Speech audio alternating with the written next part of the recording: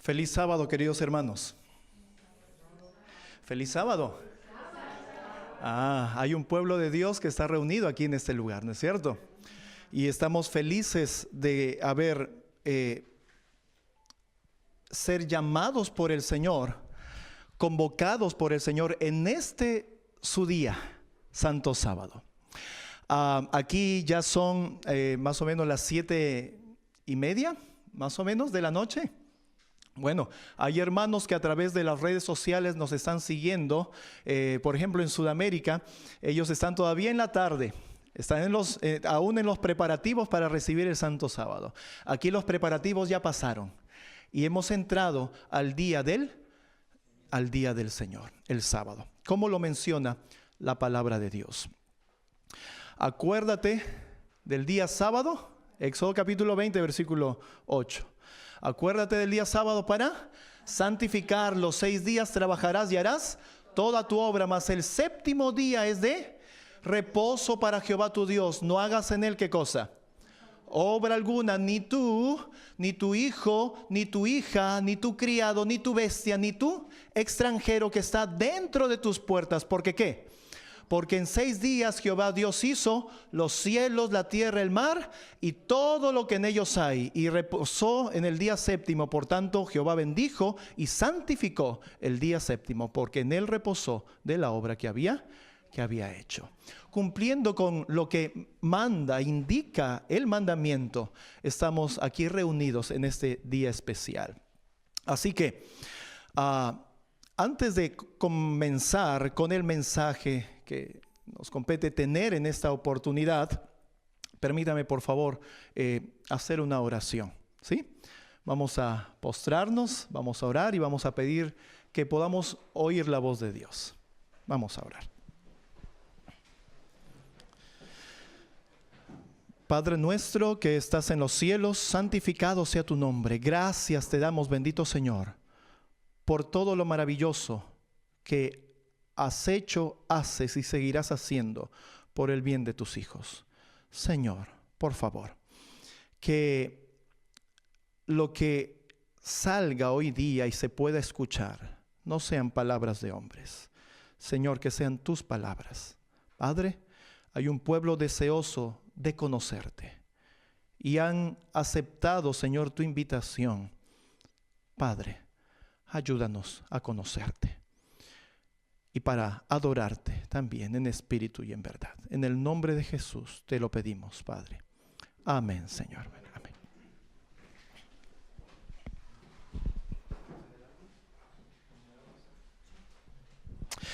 Muy bien, mis queridos hermanos. ¿Cuántos desean conocer a Dios?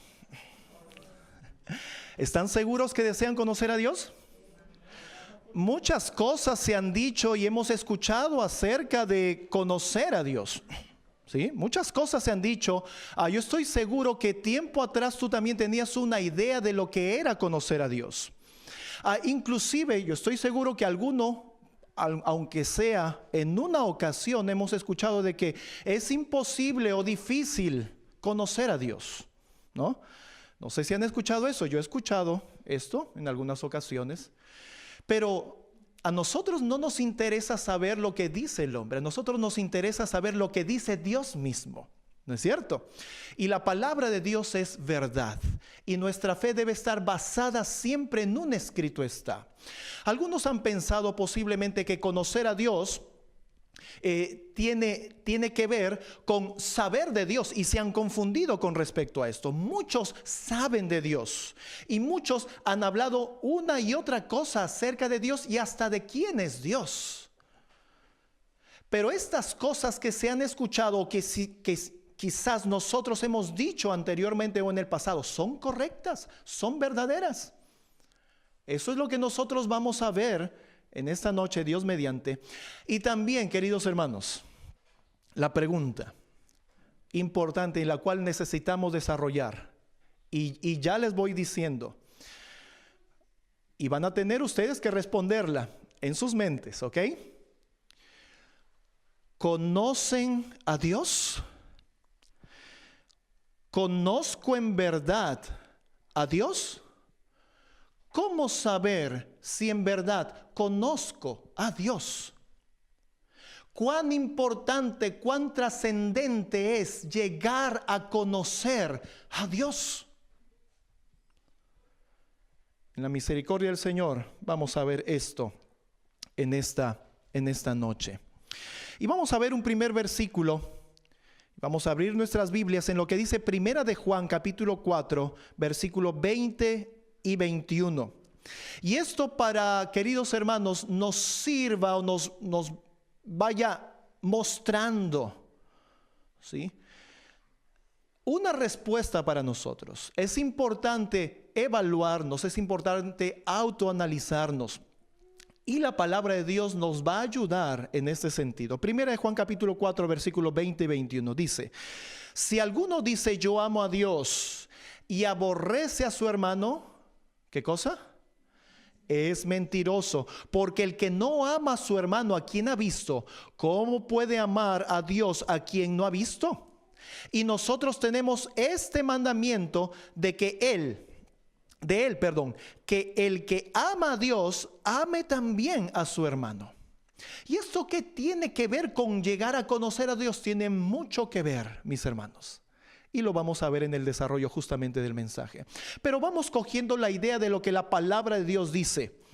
El que dice yo amo a Dios, pero aborrece a su hermano.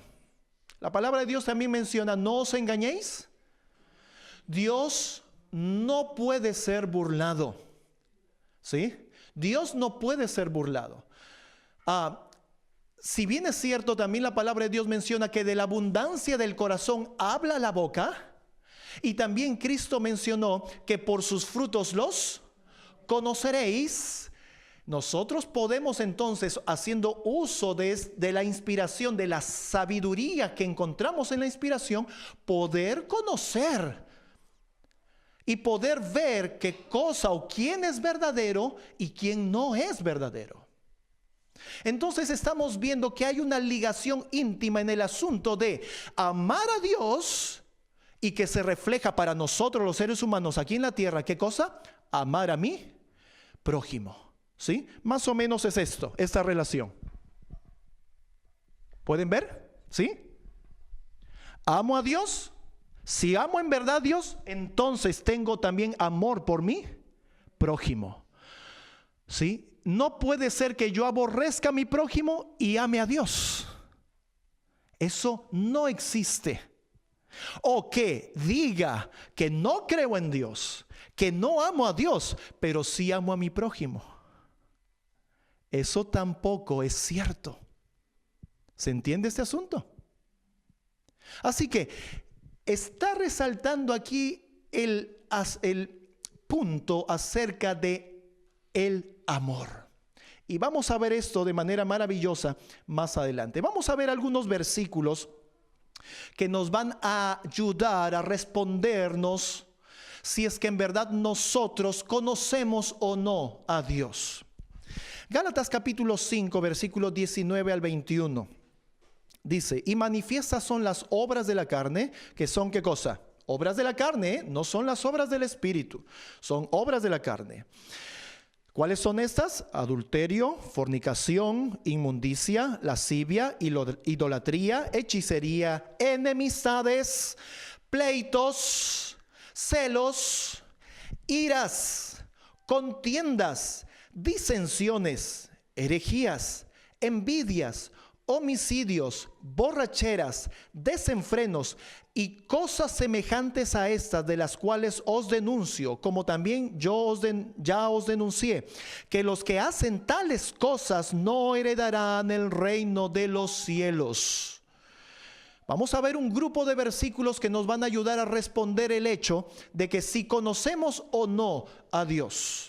Y aquí nos dicen dos cosas importantes. Manifiestas son las obras de la carne. La carne, dice la Biblia, se opone al espíritu. Por supuesto que sí. Y estos, los que manifiestan estas obras de la carne, no heredan el reino de los cielos. ¿Ustedes creen que si conocemos a Dios heredaremos el reino de los cielos? Por supuesto que sí. Así que conocer a Dios está en contra de las manifestaciones de la obra de la carne. Podemos ir entendiendo. Y por favor, en sus Biblias marquen estas cosas, porque no os engañéis, Dios no puede ser burlado. Y vayamos pensando y autoanalizándonos. En mí hay iras, en mí hay contiendas, hay disensiones, hay herejías, hay enemistades, pleitos, tengo celos del progreso de mi hermano, de mi hermana. Vayamos analizándonos. 1 Corintios capítulo 12, versículo 20. Miren lo que dice. Pues temo que cuando llegare no os halle tales como quiero, y yo sea hallado de vosotros, cual no queréis, que haya entre vosotros contiendas, envidias, iras, disensiones, insidias, murmuraciones, presunciones y desórdenes generales, como los que hemos visto en el versículo anterior. No, esto no es casualidad. En más de una ocasión el apóstol Pablo está hablando de estas cosas. Qué interesante. ¿Qué más? 1 Corintios capítulo 3, versículo 3 dice: porque aún sois carnales, pues habiendo entre vosotros celos y contiendas y divisiones, ¿no sois carnales y andáis como hombres? Y vayamos respondiendo esa pregunta primera en nuestra mente. ¿Hay esto en nosotros? La Biblia dice que si hay estas cosas en mí, yo no soy espiritual, soy por ende carnal y me adelanto. Por ende no conozco a Dios. ¿Vamos entendiendo este asunto? El conocer a Dios, entonces, vamos entendiendo, mis hermanos, no es asunto teórico. No es un asunto para tener que hablar o que compartir o enseñar. Mis hermanos, el conocer a Dios es un asunto de vida y de testimonio, de buen testimonio, por ende. ¿Vamos entendiendo este asunto? ¿Sí? ¿Puedo ver sus manos? ¿Vamos entendiendo esto? Amén, alabado sea el Señor. Y por favor, que oraciones silenciosas vayan elevándose ahora. Oraciones silenciosas vayan elevándose ahora para pedir ayuda para que el Señor pueda en verdad transformar nuestra vida y nos ayude a conocerle. Y para que este mensaje pues pueda calar profundamente en nuestras mentes y corazones. Jeremías capítulo 9 versículos 5 y 6. Dice la palabra de Dios: y cada uno engaña a su compañero y no habla verdad. ¿Sí? Mentiras. Enseñaron su lengua a hablar mentira y se ocupan de hacer perversamente. ¿Sí? En esta palabra perversamente podemos encontrar toda la descripción que hemos visto del apóstol Pablo acerca de los frutos de la carne. ¿Qué más? Versículo 6. Tu morada es en medio de engaño. Y miren, allí lo puse de negrita y lo pueden leer. De muy engañadores, ¿qué cosa? No quisieron, ¿qué cosa? Conocerme. Y aquí podrían decir ustedes, pero aquí se está hablando solamente en contra de un mandamiento. Un mandamiento dice, no mentirás. Pero aquí habla acerca de la mentira. Pero ¿qué dice Santiago capítulo 2, versículo 10? Que si faltamos a un punto de la ley, hemos violado ¿qué cosa? Díganlo ustedes. Toda la ley, mis queridos hermanos, pecados habidos y por haber, por la infracción de un solo punto de la ley. ¿Qué cosa? De muy engañadores, por violar este mandamiento que dice, no mentirás, ¿qué cosa? No conocieron, no quisieron. Y esto me encanta, queridos hermanos, porque esto es profundo. No solo que no conocieron a Dios, dice el texto, porque no dice no conocieron a Dios, dice no quisieron. No hubo voluntad, no hubo deseo, no hubo decisión de conocer a Dios. ¿Se entiende este asunto? ¿Qué es lo que debe haber en nosotros para poder llegar a conocer a Dios? Desear en verdad conocerle. Porque aquel que llama, ¿qué cosa? se le abrirá. ¿Sí? Aquel que busca, ¿qué más? Hallará. Si buscas al Señor de todo corazón, ¿crees que le hallarás? Está escrito y así está prometido. ¿Hay deseo en nosotros de conocer a Dios? ¿Puedo ver sus manos? ¿Tienes el deseo de conocer a Dios? Amén, alabado sea el Señor. Yo también estaré orando, elevando oraciones silenciosas por esto. Así que estamos viendo entonces la relación entre lo que es la obediencia a los mandamientos de la ley de Dios, el andar en los caminos, estatutos y preceptos del Señor, que es la Torah de Dios, con el hecho de que conocer a Dios. Y si no me entienden lo que acabo de decir, pues en el desarrollo del mensaje se va a entender más claramente. Ahora, después de ver esto, para podernos evaluar y analizar, yo creo que a estas alturas ya tenemos una respuesta con respecto a que si conocemos, ¿sí?, o no a Dios. Y este asunto necesitamos tratarlo con el Señor. Amén. Vamos a ver ahora qué pasa, qué es lo que dice la Biblia acerca de los que no conocen a Dios o no quieren conocer a Dios. Salmos capítulo 79, versículo 6. Dicho sea de paso, hermanos, esto no lo vamos a leer en el sentido de causar miedo o temor, ¿sí? Dios no obra así de esa manera. La bestia sí obra así, de esa manera. Imponiendo, ¿sí? Con la fuerza. Dios nunca obra así, ¿ok? Pero está escrito y está para nuestro saber y nuestro entender lo que vamos a leer ahora. Salmo 79, 6. Dice, derrama tu ira sobre las gentes. ¿Qué? ¿Es importante llegar a conocer a Dios? ¿Sí o no? ¿Es vital? ¿Sí o no? Mis hermanos, tu salvación y mi salvación depende del asunto de conocer a Dios o no. ¿Puedes entenderlo? Puedes abrir hoy tu corazón y tu mente y puedes pisar tierra y darte cuenta de esa situación. No es casualidad que el Señor haya permitido que estas campañas se llamen Es tiempo de conocer a Dios. Porque buscamos y deseamos ¿qué cosa? Salvación, vida eterna. La ira de Dios descenderá, se derramará sobre la gente que no conoce a Dios y sobre los reinos que no invocan su nombre.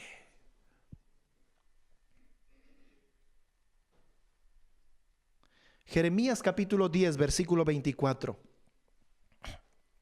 Esto me pareció interesante y lo pongo aquí, queridos hermanos, como un hecho interesante para poder diferenciar entre el asunto del juicio y del furor de Dios. Miren lo que dice Jeremías 10, 24. Castígame, oh Jehová, más con juicio. Y miren lo que dice, no con tu furor, para que no me aniquiles. Qué interesante. ¿Los juicios de Dios van a ser derramados? ¿Sí o no? Sobre la tierra. ¿Y qué intención tendrá Dios de derramar sus juicios? El juicio, la palabra de Dios menciona, el castigo del Señor a través de su juicio no es para aniquilar. Esto lo puse aquí como un asunto interesante y curioso para resaltar, ¿sí? Así que lo añadí al mensaje. Y el furor de Dios, ¿sí? Ustedes saben cuándo va a ser derramada la ira de Dios, el furor del Señor. Este sí tiene el propósito de ¿qué cosa? De aniquilar. Qué interesante. Les doy este dato. Continuamos con este mensaje. Jeremías 10:25, miren lo que dice. Derrama tu enojo sobre las gentes que no te conocen. Nuevamente se repite la idea. Y sobre las naciones que no invocan tu nombre, porque se comieron a Jacob, le devoraron, le han consumido y han asolado su morada. Qué interesante. Los que no conocen a Dios son enemigos del pueblo. Qué interesante. Los que no llegan a conocer a Dios no forman parte del pueblo de Dios. ¿Es importante conocer a Dios? ¿Es vital conocer a Dios? ¿Estamos predicando un tema de salvación? Por supuesto que sí, mis queridos hermanos. Por supuesto que sí. Esto es un asunto de salvación. El pueblo de Dios conoce a Dios. Los enemigos del pueblo de Dios no quieren ni conocerán a Dios. Miren lo que dice Efesios capítulo 5, versículo 1 al 6. Efesios capítulo 5, 1 al 6. Y con el escrito está, vamos a ir o a empezar a redondear el mensaje. Efesios 5, 1 al 6. Dice la palabra de Dios: sed pues seguidores de Dios como hijos amados, y andad en amor. ¿Recuerdan el primer versículo que leímos? ¿Sí? El que dice que ama a Dios pero aborrece a su hermano, el tal es ¿qué cosa? Y hay un mandamiento que dice: no mentirás. ¿No es cierto? Y hemos leído que los que son mentirosos y engañadores, ellos no quisieron ¿qué cosa? Conocer a Dios. Y qué interesante menciona aquí que los seguidores de Dios como hijos de Dios amados y andan en amor. Y dijimos ya, lo mencionamos, que hay una relación entre lo que es amar a Dios y conocer a Dios. Y esto lo estamos empezando a ver. Y sigue diciendo el versículo 2: y andad en amor como también Cristo nos amó y se entregó a sí mismo por nosotros a Dios, ofrenda y sacrificio de dulce fragancia. Pero fornicación y toda inmundicia o avaricia ni aún se nombre entre vosotros como conviene a santos, ni palabras obscenas, ni necedades, ni truanerías, que no convienen, sino antes bien acciones de gracia, porque sabéis esto, que ningún fornicario o inmundo o avaro que es idólatra tiene herencia en el reino de Cristo y de Dios. Aquí hay una serie de cosas para destacar, pero pertenecen a otro mensaje. Y vamos a continuar, versículo 6. Nadie os engañe con palabras vanas, porque por estas cosas, ¿qué cosa? Viene la ira de Dios sobre los hijos de desobediencia. Y este versículo está, queridos hermanos, para ligar justamente el hecho de el amar a Dios y al prójimo en contra del asunto de la desobediencia a Dios, a su ley. Y recordemos, queridos hermanos, que la ley de Dios es el carácter, y dice la sierva del Señor, el carácter expreso del Padre y del Hijo. Esto lo dice la sierva del Señor. Esto es la ley, estos son los mandamientos de Dios. Esto es demasiado y muy interesante. Así que la ira de Dios, dice, viene por estas cosas. ¿Recuerdan que era? El juicio no era ¿para qué? ¿Recuerdan eso? El juicio no era para aniquilar. El furor del Señor sí viene para aniquilar. ¿Y qué dice la parte final de este versículo que acabamos de leer? La ira de Dios, dice, por estas cosas la ira de Dios, ¿no?, viene sobre los hijos de desobediencia. Los violadores de los mandamientos de la ley de Dios. Aquellos que rechazan el carácter expreso del Padre y del Hijo. ¿Podemos decirlo de esa manera? Porque eso es la ley de Dios. Pero ¿en qué sentido lo rechazan? No lo quieren hacer, ¿qué cosa? Propio. Para conocer a Dios, por ende, amar a Dios y amar a su prójimo. Este versículo de Jeremías 31, 31 al 34 es conocido como el Nuevo Pacto. Pero es un versículo importante, no solo para este mensaje, sino también para poder tener claro en nosotros cómo es que llegaremos, o el pueblo de Dios llegará a conocer a Dios. Dice Jeremías 31, 31 al 34. He aquí que vienen días, dice Jehová, en los cuales haré nuevo pacto con la casa de Jacob y la casa de Judá. No como el pacto que hice con sus padres el día que tomé su mano para sacarlos de la tierra de Egipto, porque ellos invalidaron mi pacto. Bien que fui yo un marido para ellos, dice Jehová. Y ahora viene lo interesante. El 33. Mas este es el pacto que haré con la casa de Israel después de aquellos días, dice Jehová. ¿Qué cosa es? Daré mi ley en sus entrañas y la escribiré en sus corazones. En otras versiones dice mentes, ¿no es cierto? Daré mi ley en sus entrañas, en sus mentes, y las escribiré ¿en qué cosa? En sus corazones. ¿Qué es esto?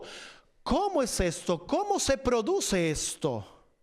¿Cómo es que Dios quiere escribir en mi corazón su ley? ¿Qué significa este asunto?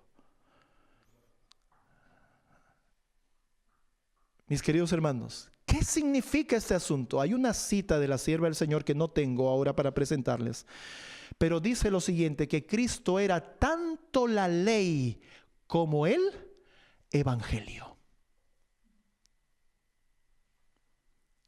Y escuchen bien, Cristo es tanto la ley como ¿qué?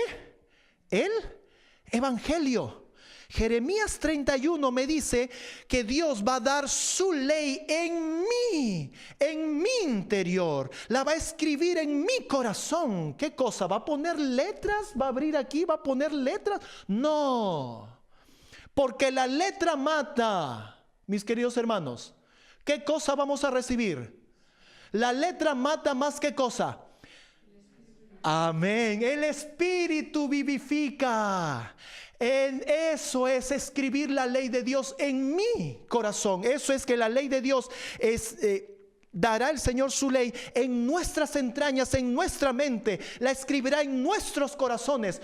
La letra mata, el Espíritu vivifica, mis queridos hermanos. No va a poner letras aquí en Carlo Cabello. No como un tatuaje, ni en el interior tampoco, en la carne viva. No, Él pondrá su espíritu vivificante. Y dice 1 Corintios capítulo 15, versículo 45, el postrer Adán, ¿qué cosa? El postrer Adán es ¿qué? Espíritu ¿qué? Vivificante. ¿Y quién es el postrer Adán? Cristo, que a su vez es ley y el evangelio. ¿Se puede ir entendiendo qué significa conocer a Dios, mis hermanos? ¿Estamos entendiendo qué significa llegar a conocer a Dios? Y nos falta leer una parte más. Y yo seré su Dios y ellos serán mi pueblo, el 34. Cuando Dios haga estas cosas, ¿sí? Y me adelanto a decir esto. Cuando Cristo esté en nosotros, miren lo que dice el 34, y no enseñará más ninguno a su prójimo, ni ninguno a su hermano diciendo, conoce a Jehová, porque todos me conocerán. Y ahora sí recuerda todos los dichos acerca de Cristo, que nadie conoce al Padre, sino aquel que vino, salió del Padre. Este es el que le da ¿qué? A conocer. ¿Y cuál es otro dicho de Cristo? Nadie viene al Padre sino por mí. Soy el único camino que lleva al Padre. Nadie conoce al Padre, solo el Hijo. ¿Qué mejor forma de conocer a Dios? Sino que teniendo aquel que es el único que lo puede dar a conocer. ¿Se entiende? ¿Se entiende, mi hermano? ¿Mi hermana? Alabado sea el Señor. ¿En qué se resume el hecho de conocer a Dios? ¿En qué se resume el hecho de conocer a Dios, queridos hermanos? Cristo en nosotros, esperanza de gloria. ¿En qué se resume el hecho de llegar a conocer a Dios, querido hermano y hermana? Ya no vivo yo, sino que Cristo vive en mí. ¿Se entiende este asunto? Esto no es un asunto de teoría.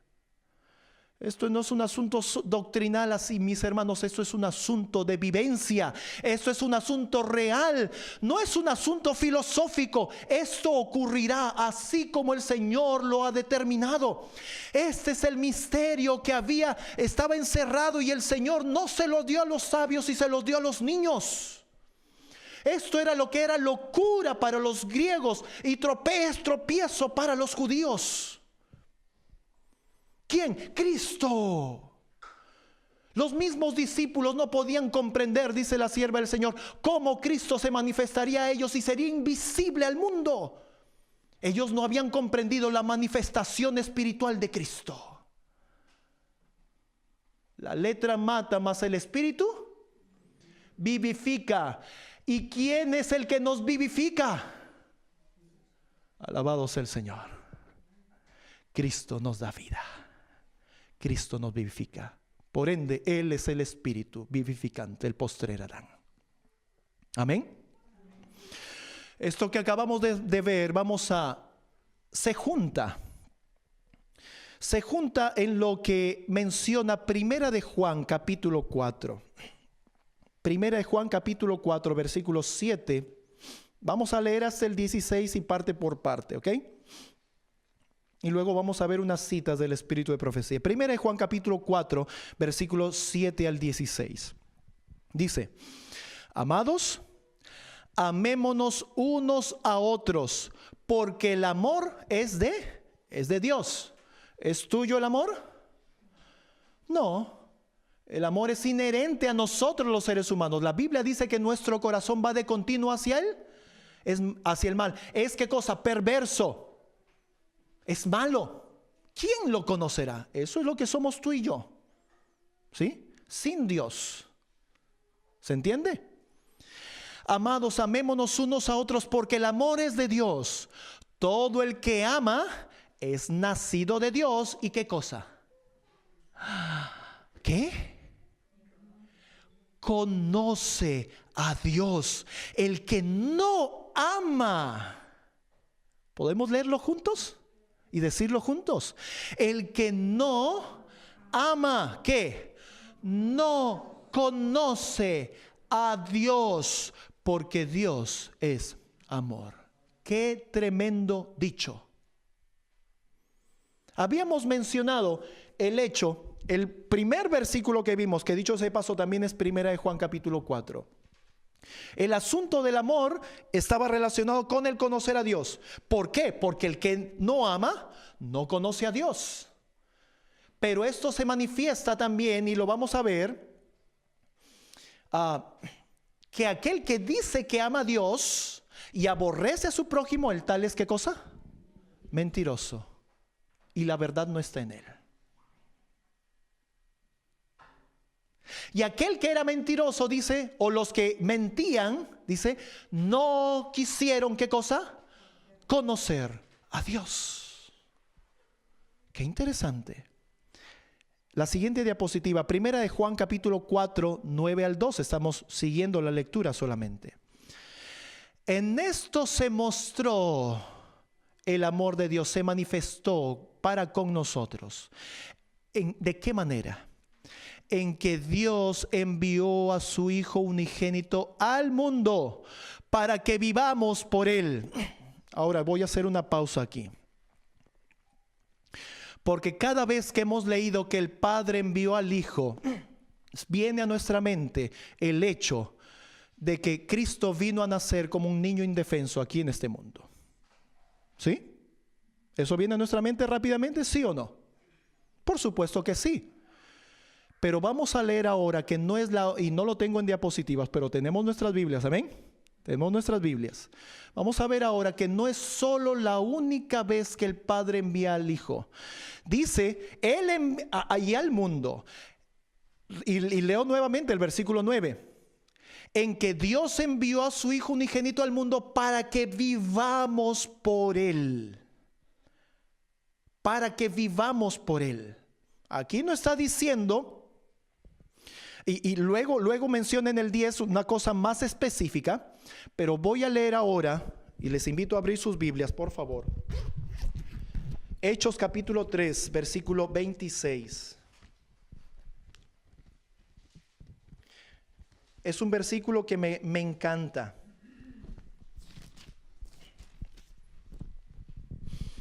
Hechos 3:26.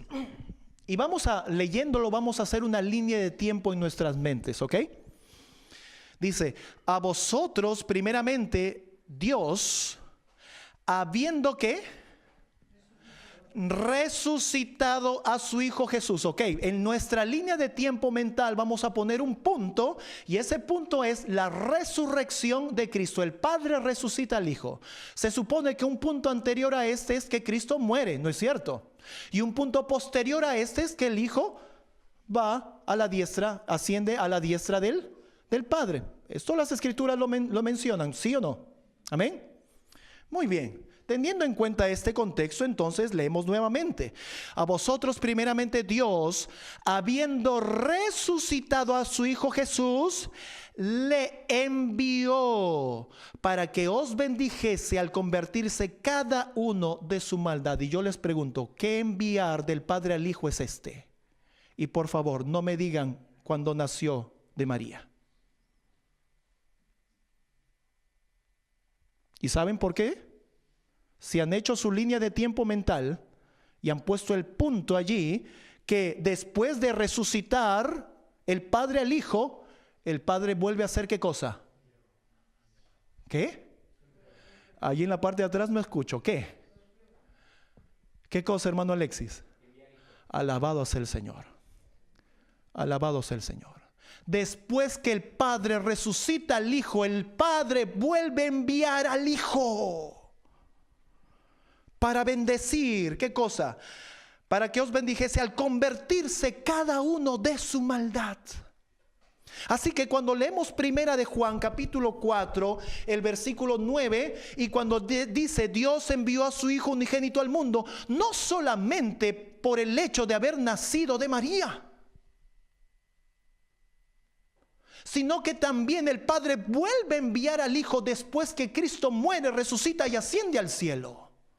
El Padre le envió. ¿Cuál es esta? La otra manifestación de Cristo, la invisible para el mundo, para que se pueda cumplir su promesa de estaré con vosotros hasta él. No os dejaré huérfanos, vendré a... Alabado sea el Señor. ¿Se entiende este asunto? Así que por favor, tengan en cuenta este otro enviar del Padre al Hijo. Dice el versículo 10, y aquí menciona obviamente una parte directa. Dice, en esto consiste el amor, no en que nosotros hayamos amado a Dios, sino que Él nos amó a nosotros y envió a su Hijo en propiciación por nuestros pecados. Por supuesto, esto tiene que ver ¿qué?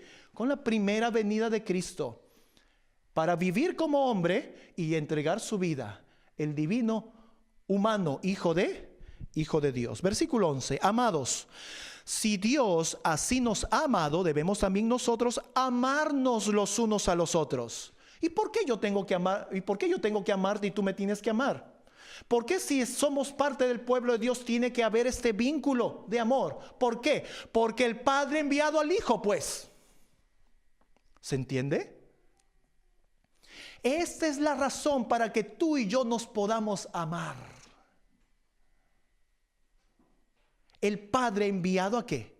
Al Hijo, para que sea, ¿qué cosa? Proposición para nuestros pecados. Pero también ten en cuenta ese otro enviar del Padre al Hijo. Después de haber muerto, resucitado y ascendido al cielo, ¿el Padre qué? Le envió ¿para qué? Para bendeciros al convertiros cada uno de su maldad. Alabado sea el Señor. Versículo 12. A Dios nadie le vio jamás. El unigénito Hijo de Dios le ha dado a conocer. Si nos amamos unos a otros, ¿qué cosa? ¿Para qué envió primero? ¿Para qué envió el Padre al Hijo? Para que podamos nosotros, ¿qué cosa? Amarnos, ¿sí? Para propiciación por nuestros pecados, para bendecirnos. Hechos capítulo 3, versículo 26. Al convertirnos cada uno de nuestra maldad.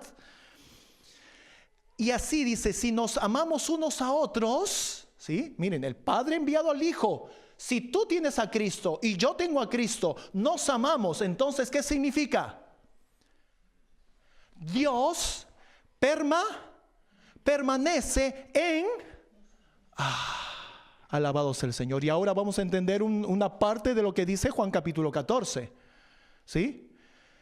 Si me amáis, guardad mis mandamientos, y yo vendré a vosotros, me manifestaré a vosotros. Y luego dice, ¿no? Si me amáis, guardad mis mandamientos, ¿sí? Y luego dice, vendremos a vosotros. Vendremos a él y haremos morada con él. ¿Quién? Será amado también, dice, aquel que guarde los mandamientos será amado por mí, Padre. Entonces vendremos a él y haremos morada con él. Qué interesante. El Padre morando en el Hijo en, ¿qué cosa?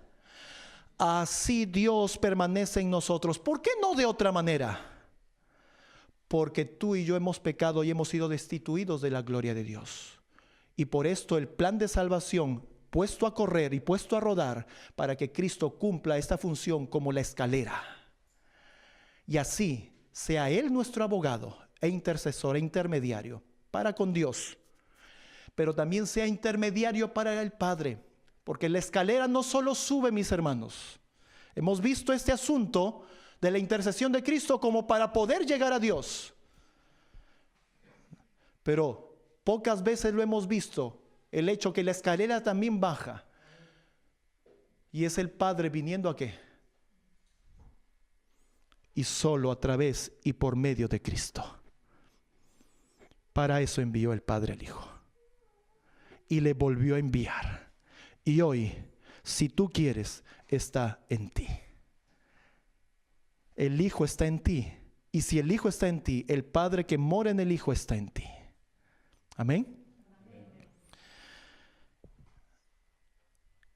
Los versículos 13 al 16. 1 Juan capítulo 4, versículo 13 al 16.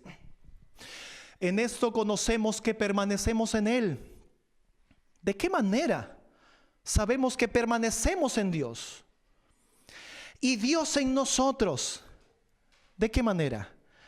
En que nos ha dado ¿de qué? De su Espíritu. Y allí yo puse para vuestro estudio Hechos capítulo 2, versículo 33. Bueno, ahí me faltó poner el versículo. Y Hechos 3, 26. Esto para que ustedes puedan estudiarlo y meditarlo. De esta manera sabemos que permanecemos en Él y Él en nosotros, que nos ha dado ¿qué? De su Espíritu, mis hermanos. De su Espíritu. Y nosotros hemos visto y testificado que el Padre ha enviado al Hijo y nuevamente para ser el Salvador del mundo. Y por favor, nuevamente, cuando lean este versículo que el Padre envió al Hijo, no solamente tengan en su mente el hecho de que Cristo nació de María, sino el hecho que después de morir y resucitar y ascender al cielo, el Padre volvió a enviar al Hijo. Amén. Versículo 15, todo aquel que confiese, y esto es importantísimo, que Jesús es ¿quién? ¿Otro Dios? El Hijo de Dios. Todo aquel que confiese que Jesús es el Hijo de Dios. ¿Estoy leyendo bien? ¿Lo puedes revisar en tu Biblia? Quizás esté en una versión equivocada. ¿Dice esto? ¿Sí? ¿Es así dice? Todo aquel que confiese que Jesús es el Hijo de Dios, dice así. Créelo entonces y predícalo. Que el que confiese que Jesús es el Hijo de Dios, y ahí puse entre paréntesis, esto nos hace ser testigos verdaderos de Cristo. Dios permanece en Él y Él en Dios. Y nosotros hemos conocido y creído el amor que Dios tiene para con nosotros. Dios es amor. Y el que permanece en amor, permanece en Dios y Dios en él. Hay unos versículos que me faltaron colocar. Y es aquel versículo que menciona que el cumplimiento de la ley, ¿qué cosa es? Ah, mis hermanos, no hay otra manera. No hay otra manera de poder en verdad amar. ¿Y por qué? Por el hecho que Dios ha escrito su ley en tu mente y corazón. Esto es Cristo en nosotros, esperanza de gloria. Para eso el Padre envió al Hijo. Esto es un asunto en verdad de llegar a conocer ¿a quién? A Dios.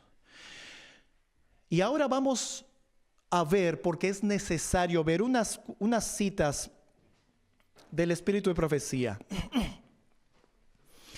Para poder conocer a Cristo y el carácter de Cristo.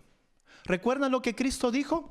El que me ha visto a mí, ha visto al Padre. Él es el único que vino a mostrar y a dar a conocer al Padre. Él era la imagen del Dios invisible, era Cristo.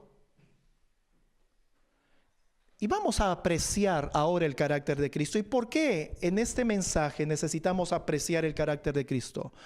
Porque vamos a volvernos a analizar. Porque estoy seguro que la experiencia cristiana que hasta ahora teníamos estaba equivocada. Estoy seguro que hasta ahora la forma de comportarte, entre comillas, cristianamente no era la correcta. ¿Y saben cómo sale a relucir esto? Cuando estamos ante la presencia de Cristo. Y vamos a evidenciar su carácter. Camino a Cristo, la página 12, el párrafo 1, dice lo siguiente. Jesús no suprimía una palabra de verdad. ¿Y qué dicen todos? Amén. Claro que sí. Yo no tengo pelos en la lengua, por eso digo las cosas como son, porque así son y punto. No me importa el resto, lo que piensen o lo que digan o cómo reaccionen. No me interesa. ¿Hemos escuchado personas así? Jesús no suprime, pero este es tu maestro. Si Cristo es tu maestro, presta atención a esto. Jesús no suprimía una palabra de verdad. ¿Pero qué? Pero siempre la expresaba con qué. Cristo en ti, ¿qué tiene que producir? No hay otra manera. Y si no sabes decir la verdad con amor, es porque necesitas más de Cristo. No te juzgo, porque yo también necesito de Cristo. Amén. Pero siempre la expresaba con amor. En su trato con la gente, hablaba con el mayor tacto, cuidado y misericordiosa atención. Nunca fue áspero ni pronunció innecesariamente una palabra severa, ni ocasionó a un alma sensible una pena inútil. No censuraba la debilidad humana. Decía la verdad, pero siempre con amor. Denunciaba la hipocresía, la incredulidad y la iniquidad, pero las lágrimas velaban su voz cuando profería sus penetrantes reprensiones. Y hago un alto aquí y abro un paréntesis. ¿Cuántos nos hemos imaginado la figura de Cristo cuando Él reprende y echa a los comerciantes en el templo? Y diciendo, no, ustedes han hecho, no, esta casa, la casa de Dios, una cueva de ladrones. Fuera de aquí. Y con un látigo en la mano. ¿No hemos visto acaso en nuestra mente y nos hemos hecho imaginación de un rostro furioso de Jesús? Y ¿nos hemos imaginado, sí o no? ¿Sí o no? Por supuesto que sí. ¿Qué dice la sierva del Señor con respecto a cuando Él pronunciaba? Dice, cuando Él pronunciaba o profería sus penetrantes reprensiones, las más duras y fuertes. ¿Qué cosa? Lágrimas, dolor, velaban su voz. ¿Puedes ver ahora la diferencia entre ti y Cristo? ¿Puedes verla, mi hermano? Hermana, ¿conoces en verdad a Dios? ¿Conocemos en verdad a Dios?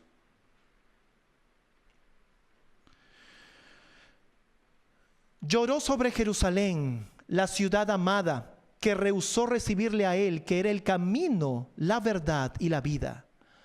Sus habitantes habían rechazado al Salvador, mas él los consideraba con piadosa ternura. Fue la suya una vida de abnegación y preocupación por los demás. Toda alma era preciosa a sus ojos, a la vez que se condujo siempre con dignidad divina, se inclinaba con la más tierna consideración sobre cada uno de los miembros de la familia de Dios. En todos los hombres veía almas caídas a quienes era su misión salvar. Este era el carácter de Cristo. Y vuelvo y repito, no os engañéis, Dios no puede ser burlado. Es lo que la inspiración menciona acerca de cómo era Cristo. ¿Se espera menos de nosotros? Pero acuérdense, tú no puedes y yo tampoco, porque todo lo puedo en Cristo. Él me fortalece. El Señor debe producir en nosotros tanto el querer como el hacer por su buena voluntad. ¿Se entiende ese asunto? ¿Qué necesitas entonces? Imitar en verdad a Cristo. Y para poder imitar a Cristo no necesitas otra cosa, no necesitas de otro, sino solo a Cristo en ti. ¿Se entiende? Alabado sea el Señor. Miren lo que dice Obreros Evangélicos en la página 55, el párrafo 4. Esto es un testimonio precioso, me encanta. Yo no quería que ustedes se lo pierdan. Juan el Bautista, en su vida en el desierto, fue enseñado de Dios. Él estudiaba las revelaciones de Dios en la naturaleza. Bajo la dirección del Espíritu Divino, estudiaba los rollos de los profetas. De día y de noche, hermano, esto que está en negrita es lo que tú y yo tenemos que hacer para que se forme la imagen de Cristo en nosotros, porque eso sucedió con Juan el Bautista. Juan el Bautista, de día y de noche, Cristo era su estudio, su meditación, hasta que su mente, su corazón y su alma quedaron llenos de la gloriosa visión. ¿Llenos de quién? ¿Cuál era esa gloriosa visión? ¿Llenos de quién? No los escucho.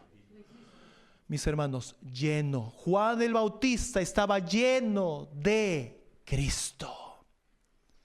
Cristo era su estudio, su meditación, hasta el punto de que su mente, su corazón y su alma quedaron llenos de Cristo. Ese es tu trabajo y el mío. Esto es buscar primeramente el reino de Dios y su justicia, para que el resto de cosas sean ¿qué? Añadidas. Él miraba al rey. Juan el Bautista miraba al rey, a Cristo en su hermosura, y perdía de vista al yo. Cuando miramos a Cristo, ¿qué sucede? ¿Qué sucede cuando miramos a Cristo? Alabado sea el Señor. Vencemos la raíz del pecado en nosotros, que dice la sierva del Señor, que del egoísmo y del orgullo proceden todos los pecados habidos y por haber. ¿Cómo vencemos el pecado? Contemplando a Cristo, meditando de Cristo, estudiando a Cristo, al punto de que somos llenos de Cristo. Entonces vencemos el orgullo y el egoísmo en nosotros. ¿Se entiende este asunto? ¿Hay esperanza? Claro que sí. Cristo en nosotros es nuestra esperanza de gloria. ¿Qué más dice la sierva del Señor? Contemplaba la majestad de la santidad y se reconocía ineficiente e indigno. Debía declarar el mensaje de Dios. ¡Qué tremendo! Había de subsistir en el poder. En él, poder y justicia de Dios. Estaba listo para ir como mensajero del cielo, sin temor de lo humano, porque había considerado, ¿qué cosa? Lo divino. Podía estar sin miedo en la presencia de los monarcas terrenos, porque con temblor se había postrado ante el Rey de reyes. Un ejemplo a imitar. Así podemos vencer el pecado que hay en nosotros. Así dejamos de ser carnales para ser transformados y ser, ¿qué cosa? Espirituales, participantes de la divinidad, de la naturaleza divina, como dice el apóstol Pedro. Esto es maravilloso, mis hermanos, y es un trabajo que tú y yo necesitamos conocer. ¿Cómo no podremos conocer a Dios? Camino a Cristo, página 71, el párrafo 2. Esta es la penúltima cita. Cuando pensamos mucho en nosotros mismos. Este subtítulo le puse yo, por si acaso. ¿Ok? No vayan a pensar que es de la inspiración. ¿Ok? Pero vamos a ver, leyendo, vamos a ver que en verdad así no podremos conocer a Dios. Cuando pensamos mucho en nosotros mismos, nos alejamos de Cristo, la fuente de la fortaleza y la vida. Por esto Satanás se esfuerza constantemente por mantener la atención apartada del Salvador, a fin de impedir la unión y comunión del alma con Cristo. ¿Qué es lo que quiere? Romper tu comunión con Cristo. No le permitas, cógete de tu Salvador. Valiéndose de los placeres del mundo, los cuidados, perplejidades y tristezas de la vida, así como de nuestras propias faltas e imperfecciones o de las ajenas, procura desviar nuestra atención hacia todas estas cosas o hacia alguna de ellas. ¿Qué cosa? ¿Nuestras propias faltas o las de otros? ¿Nuestras imperfecciones o las del otro? Mira cómo anda, mira dónde vive, mira lo que come, mira cómo se viste, y mira, y hasta nosotros mismos dice: ay, soy un tremendo pecador. No sé si a ti te ha tocado personas así, que constantemente están en lo mismo y no vemos avances espirituales, no vemos victorias espirituales. ¿Por qué?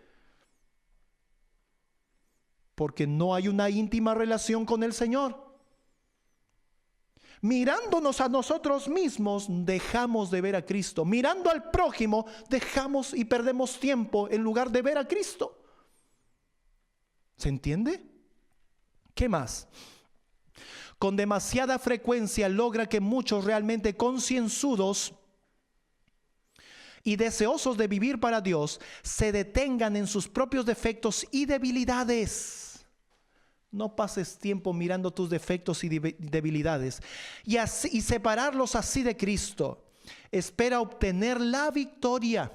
No debemos hacer de nuestro yo el centro de nuestros pensamientos, ni alimentar ansiedad ni temor acerca de si seremos salvos o no.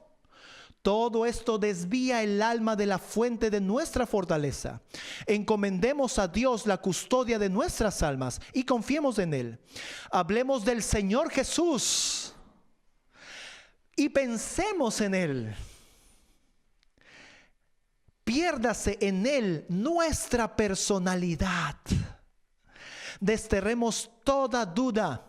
Disipemos nuestros temores. Digamos con el apóstol Pablo: ya no vivo yo, sino que Cristo vive en mí. Y aquella vida que ahora vivo en la carne, lo vivo por la fe en el Hijo de Dios, el cual me amó y se dio a sí mismo por mí.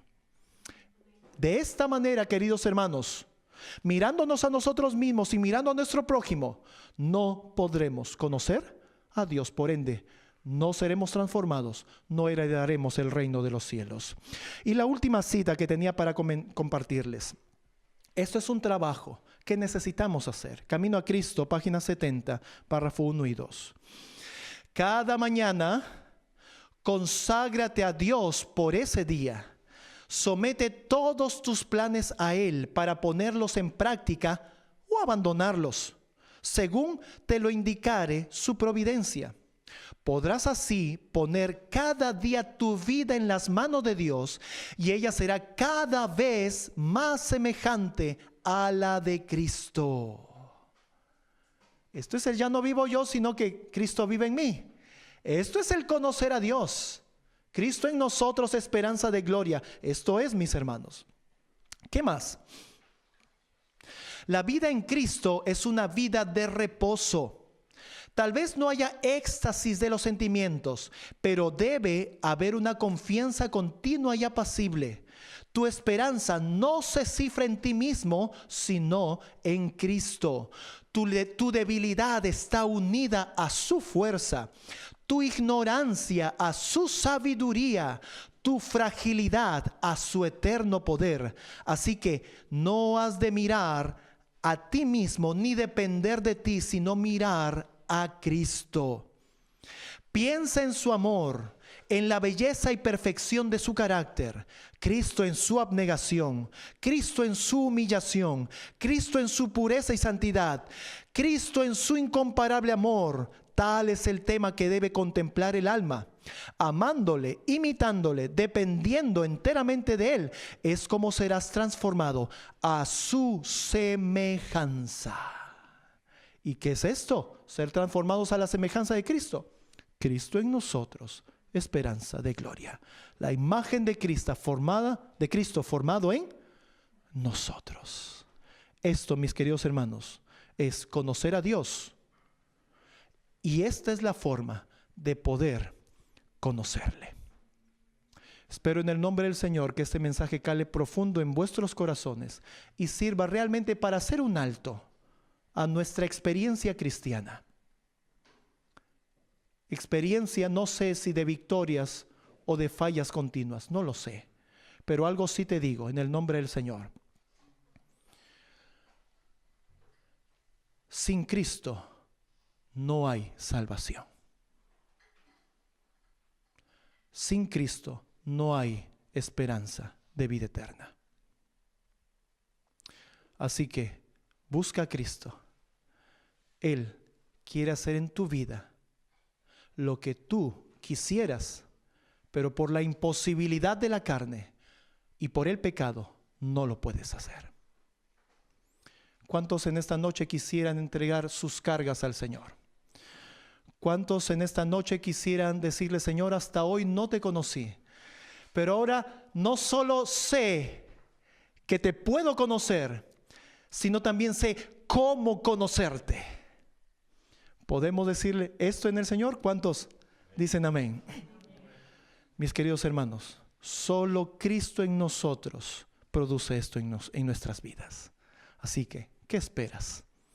Ven al Señor Jesús y Él hará de tu vida, según su voluntad, grandes proezas y maravillas para el reino de los cielos, para salvación de muchos. Cosas que tú mismo no te imaginaste hacer. Puesto en las manos del Señor, estas cosas fluirán en ti de manera natural y podrás ser un instrumento útil para la obra de Dios. Que el Señor te bendiga grandemente y un feliz resto de sábado.